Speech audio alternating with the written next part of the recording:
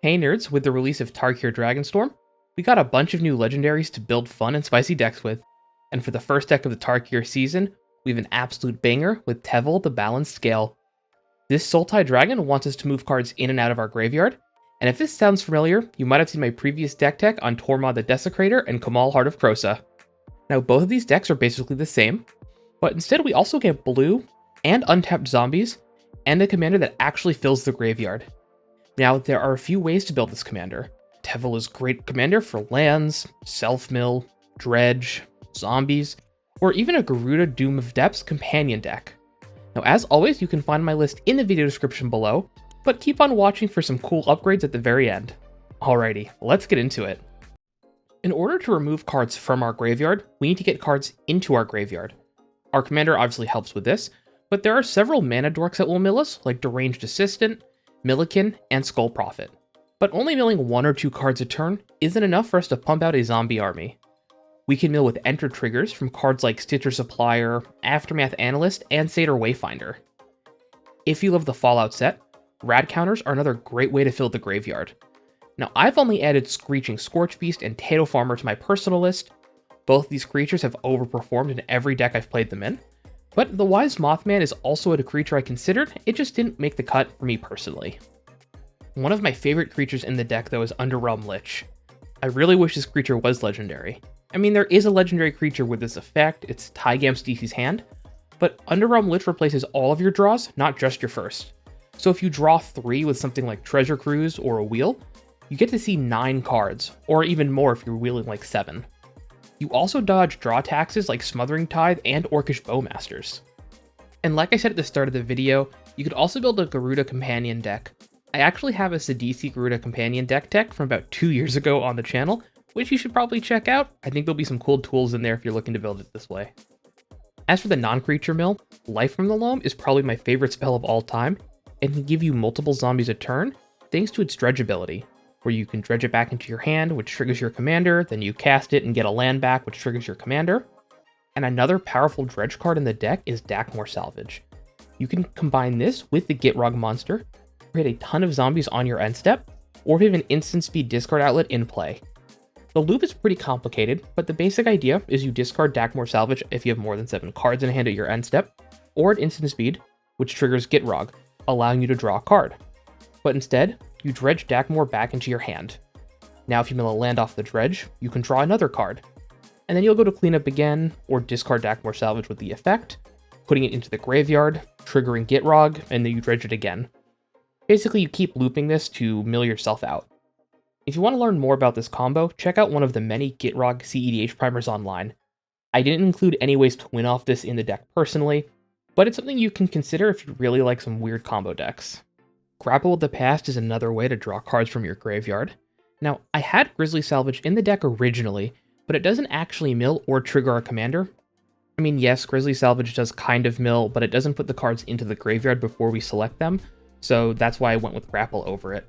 Otherworldly Gaze lets us surveil 3 and has a cheap flashback cost, so we can trigger our commander while filling our graveyard. And then finally, Ripples of Undeath has this mill on upkeep, and can also trigger our commander if we pay 3 life and 1 generic to put one of those cards that we just milled into our hand. I've tried Out of the Tomb in my Tormod deck, and while incredibly powerful, I don't feel like this list could really take full advantage of it. Also, it's getting kind of expensive. Next, we need ways to move cards in and out of our graveyard. An important thing to note is that if you remove 10 cards at once, you'll only get 1 triggers from Teval. So we only really want to remove 1 card at a time if possible to maximize the triggers. Armored Scrap Gorger, Scavenging Ooze, and Bolt Tender are great since they exile cards 1 at a time. And we can use Armored Scrap Gorger and Scavenging Ooze to exile cards from our opponent's graveyard. The recently reprinted Phyrexian Reclamation and Oversold Cemetery are great repeatable ways to take creatures out of our graveyard. Also, Deathrite Shaman's another great card. I just cut it for budget reasons, but it is really powerful in this deck. Another way we can trigger our commander is by using Reanimation. The new Colossal Grave Reaver is an incredible reanimation engine and target, while Life and Death, Dread Return, and Victimize are great budget options we can use to reanimate creatures we mill. Teval isn't the only creature that triggers from cards moving in and out of our graveyard. There is Tormod the Desecrator, Screeching Scorchbeast, and Sidisi Brood Tyrant to give us additional 2/2s. CDC's only when we mill creatures into our graveyard from our deck, but it still makes a lot of 2/2s potentially. There's also the new Kishla Skimmer and Karu Goldkeeper to provide us with card draw and treasures. I really wish I had this when I was building my Tormod deck. I definitely would have gone Sultai. There's also the famous or infamous Sir Conrad the Grim, and we also have access to some powerful non-creature payoffs thanks to Insidious Root and Teval's Judgment. Now, because Teval's making zombies, I want to talk about some zombie support. I've tried zombie lords like Undead Warchief, Zombie Master, and Lord of the Accursed in my Tormod deck with mixed success. These lords might be better in Teval since they make untapped zombies. So instead of these lords, I added the Lost Monarch of Ifnir and the Scarab God. Both cards are really powerful even without a ton of zombies in play. If you really want to lean into the zombie theme, you could probably just build Teval as a Sultai zombie deck that has some graveyard payoffs. Actually, that seems like a really fun idea. Let me know in the comments if that's something you want to see next. And of course, what kind of Sultai deck would I be without a combo? Now, this combo isn't going to win you the game on the spot without some work, but I thought it'd be a really fun way to go infinite. The idea is you use Karu Goldkeeper, Gravecrawler, and Grimgin Corpseborn. Technically, any sack outlet will work, but there's a specific reason I chose Grimgrin. There's this new card called Lotus Light Dancers, which lets us entomb a black, a green, and a blue card from our library directly into our graveyard. So with Lotus Light, we can put all three of these combo pieces directly into our graveyard. Then we can use a reanimation spell like Victimize, or any number of the reanimation effects we have to return Grimgin and Karu into play. Now all we have to do is cast Gravecrawler from our graveyard, which will give us a treasure thanks to Karu. We then sacrifice Gravecrawler to Grimgrin, giving them a counter, and now we repeat.